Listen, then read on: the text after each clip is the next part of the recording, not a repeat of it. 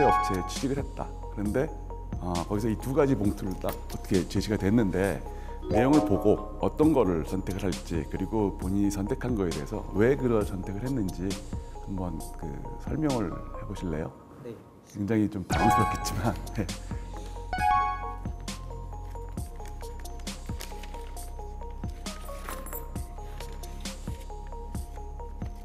그게 얼마인지 아세요? 이게 딱 최저임금 아닙니까? 네. 8,720원.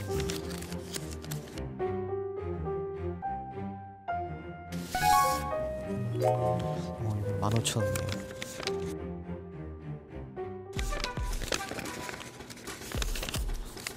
의미가 있습니다. 예.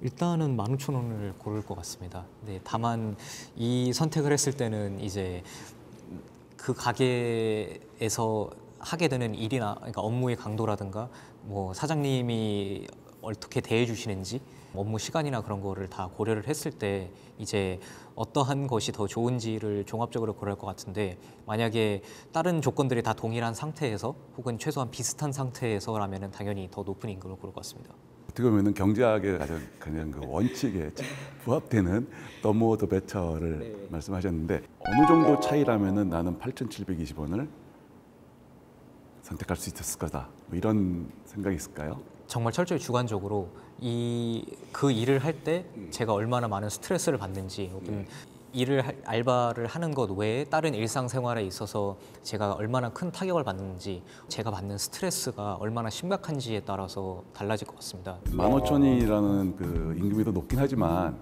상황에 따라서는 8,700원, 8,720원 선택할 수도 있다. 그 얘기는 뭐냐면은 그만큼의 뭔가 가치 있는 그런 그 특성이 그 임금이 낮은 직종에서 쫓아온다는 얘기인데요. 그런 거를 우리가 경제학에서 뭐라고 하시는지는 기억나시나요? 보상적 임금. 맞습니다. 보상적 임금격차라는 게 굉장히 중요한 개념이고 그 노동시장에서 굉장히 많이 실제로 발생하고 있는 개념입니다.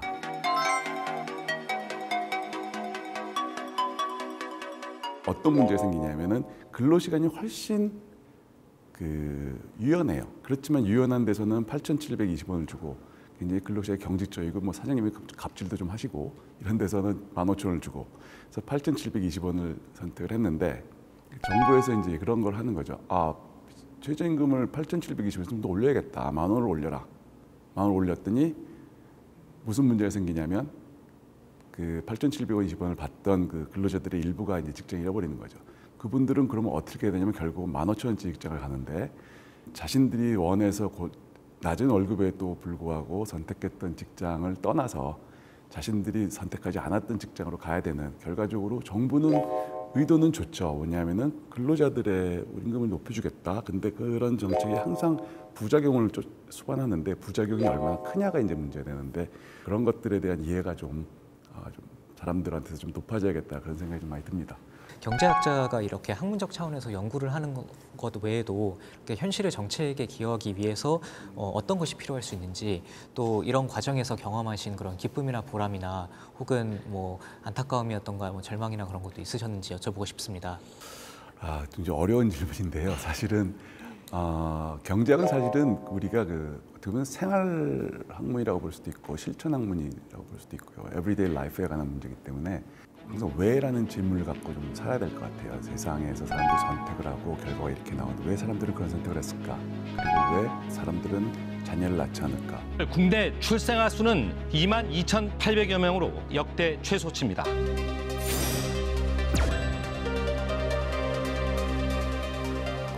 소득을 비교해보고 소득이 높은 사람이나 낮은 사람이나 둘 다 자녀를 안 낳으면 이거는 돈의 문제는 아닌 것 같고 무엇이 사람들로 하여금 자녀를 안 갖게 만드나 이런 것들 이제 분석을 하는 게 굉장히 중요할 텐데 근본적인 원인을 과학적으로 규명하는 것이 가장 중요합니다.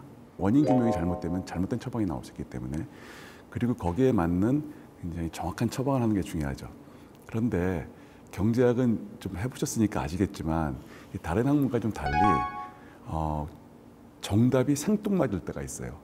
성차별, 인종차별을 없애는데 무엇이 좋으냐? 그러면 임금을 갖게 만들자. 아니면 뭐 이런 얘기를 할 수 있지만 실제로는 자본시장에서의 어떤 이 파이낸싱을 쉽게 해주는 것이 훨씬 더 중요하다. 이런 식의 굉장히 생뚱맞은 답들이 나오거든요. 문제는 그런 답들이 나오니까 정치인이나 공무원들이 싫어해요. 이 표에 도움이 안 돼요. 정답이지만 표에 도움이 안 되니까 뻔히 알면서도 무상보유로 갑시다. 아니면 뭐 아동수당으로 갑시다. 그 돈은 돈대로 엄청 쓰고 뭐 표심은 얻는지 모르겠지만 사실은 실효성은 없는 그런 정책이 나오는 경우가 많기 때문에 실제 정책에 좀 기여하고 싶다면은 본인이 갖고 있는 실력을 최대한 발휘해서 과학적으로 규명을 하고 원인을 그에 대한 적절한 처방을 갖고 굉장히 뚝심 있게 주장을 하는 필요가 있어요. 경제 정책의 답은 경제학에서 나오는데 그걸 실행할 거냐 말 거냐 하는 사람들은 정치가들이기 때문에 그 차이가 굉장히 중요한 문제로 작동을 합니다. 예.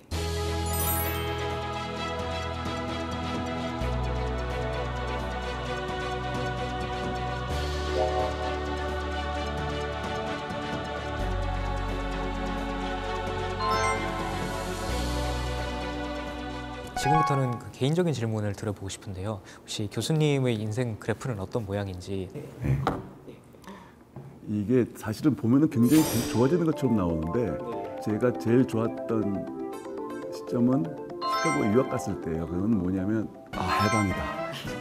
부모님의 구속으로부터 드디어 해방되었다라는 그런 게 있었고 그 다음에는 이제 끝나서 라이스 대학에 처음으로 이제 조교수로 갔을 때 사실은 라이스 대학에서는 저는 굉장히 많은 걸 배웠습니다.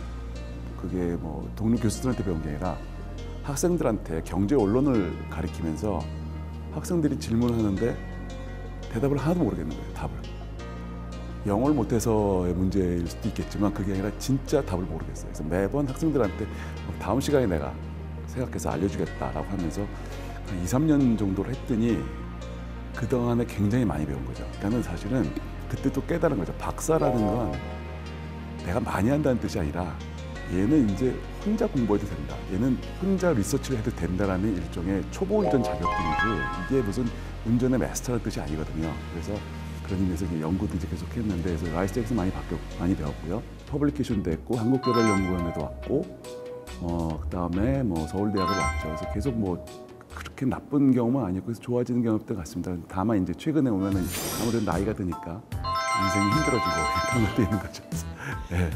경제학자로서 이렇게 필요한 역량이나 자질이 어떤 것인지 또 궁금합니다. 경제학은 그 사회에 굉장히 중요한 그 결정을 하고 판단을 해야 되는 여러 가지 프린시플 중에 경제학도 굉장히 중요한 프린시플, the only 프린시플은 아닙니다. 정치적인 이슈도 있고 그렇지 않은 사회적인 이슈도 있기 때문에 경제학도 굉장히 중요한 프린시플 중에 하나인데 경제학은 굉장히 파워풀해요.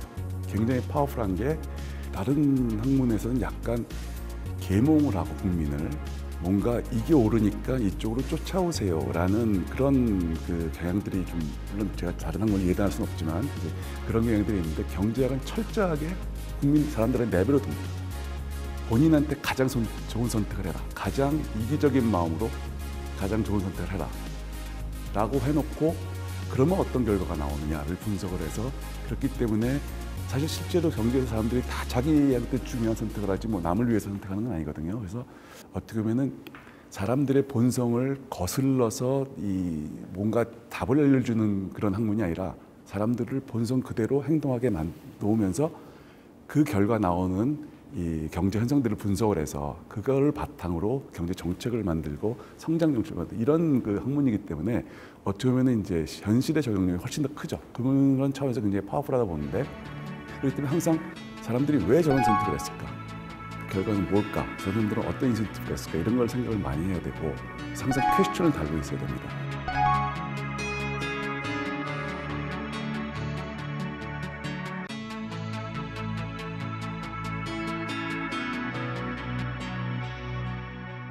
좋은 학자가 되는 거는 또 어떤 게 필요한지 여쭤보고 싶습니다.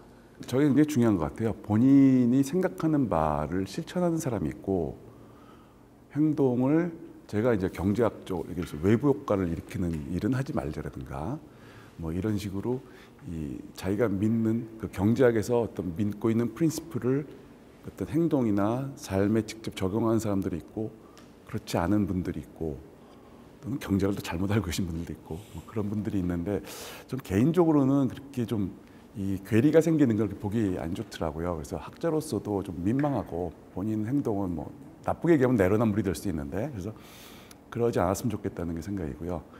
지금 뭐 얘기를 하다 보니까 앞으로의 커리어를 뭐 학자로 생각하고 계신지 아니면 진짜 노벨상 같은 거를 뭐 조금이라도 꿈을 꾸고 계신 건지. 구체적으로 말씀드리면 이제 뭐 경제학뿐만 아니라 뭐 정치학이나 심리학이나 뭐 뇌과학이나 그런 거를 같이 공부를 해서 그런 다양한 분야를 함께 접목을 시켜본 그러한 융목학적인 연구를 해보고 싶습니다.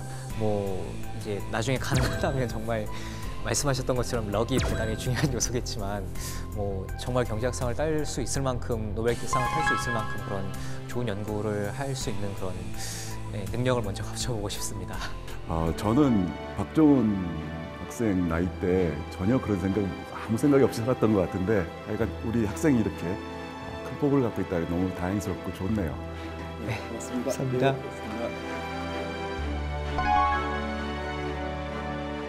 경제학이 경제학을 넘어서서 모든 학문과 하나가 될 수 있는 그런 학문으로 발전시켜 나가고 싶습니다.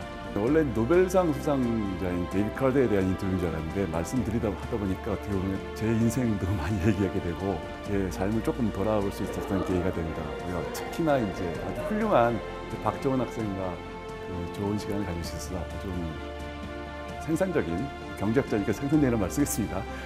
생산적인 하루였던 것 같습니다.